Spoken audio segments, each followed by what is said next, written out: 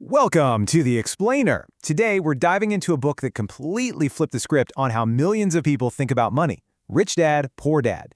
And at its heart is a really simple but incredibly powerful story.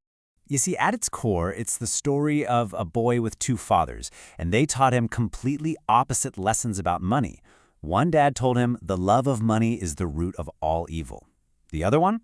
He said the lack of money is the root of all evil. And it's that stark contrast that really makes the message hit home. All right, so let's get to know these two dads in young Robert Kiyosaki's life. Because as we're about to see, their advice, and honestly, where they ended up financially, well, they couldn't have been more different. On one hand, you've got his poor dad.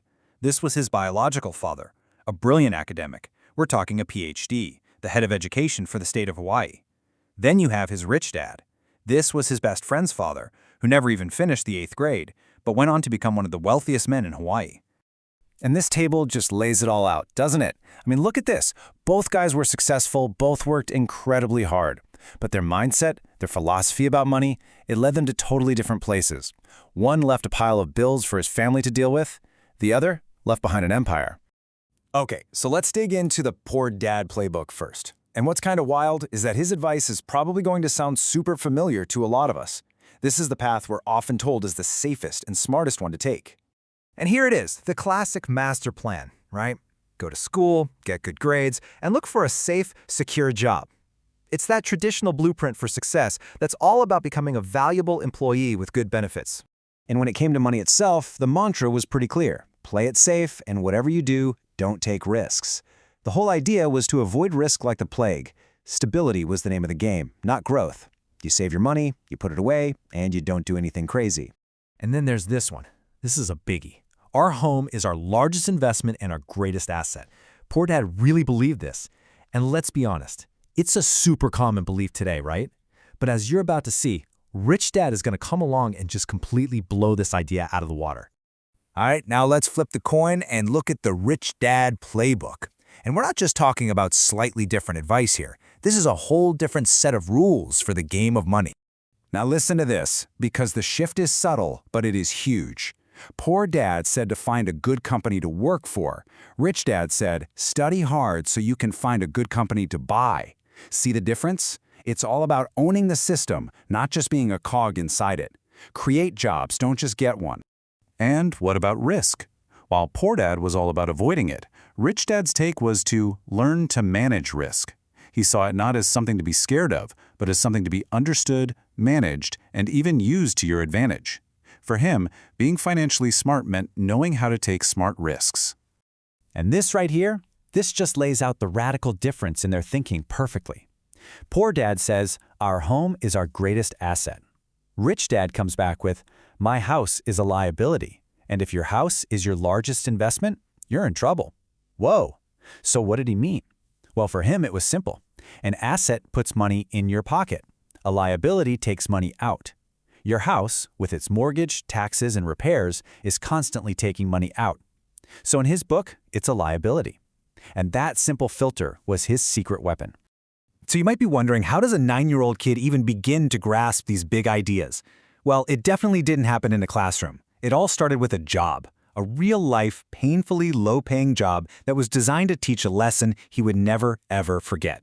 So Rich Dad hires him to work in one of his convenience stores for, get this, 10 cents an hour.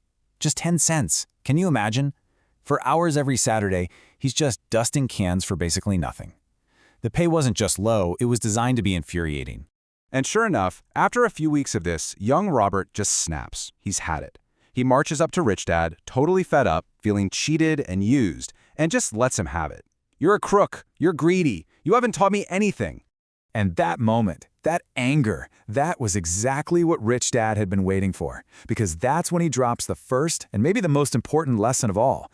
The poor and the middle class work for money. The rich have money work for them. You see, the job was never about the 10 cents. It was about making him feel the trap of working for a paycheck. But he didn't stop there. To really hammer the lesson home, Rich Dad makes this absolutely shocking counteroffer. He says, okay, you can keep working, but this time I'm going to pay you nothing. Zero. Why on earth would he do that? He wanted to force Robert's brain to stop thinking about a wage and start seeing the opportunities to create money that were all around him. And this whole crazy experience with the 10-cent job, it all leads us to the central concept of the entire book, identifying and then escaping what Rich Dad famously called the rat race. So what is the rat race? Well, it's that endless pattern, right? You get a job, you earn money, so you increase your spending, which means you need to work even harder for more money. It's a cycle where you spend your life working for everyone but yourself, for your boss, the government in taxes, and the bank in debt. You just run faster and faster without ever really getting ahead. And this whole trap is powered by a 1-2 punch of two of our most powerful emotions. First up is fear. You know, the fear of not being able to pay your bills. That's what gets you out the door to work every day. Then, boom, you get your paycheck and desire kicks in. You start thinking about all the cool stuff you can buy. So you spend more, your bills get bigger, and guess what? The fear comes right back and you're trapped, just running harder on that wheel. You know, Rich Dad had this perfect way of describing it.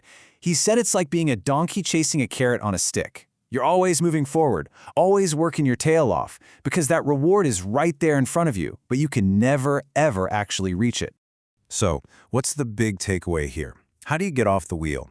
It's all about stopping the emotional reactions. You have to stop letting fear and desire control your financial decisions. Instead of just chasing a bigger paycheck, you have to start thinking strategically.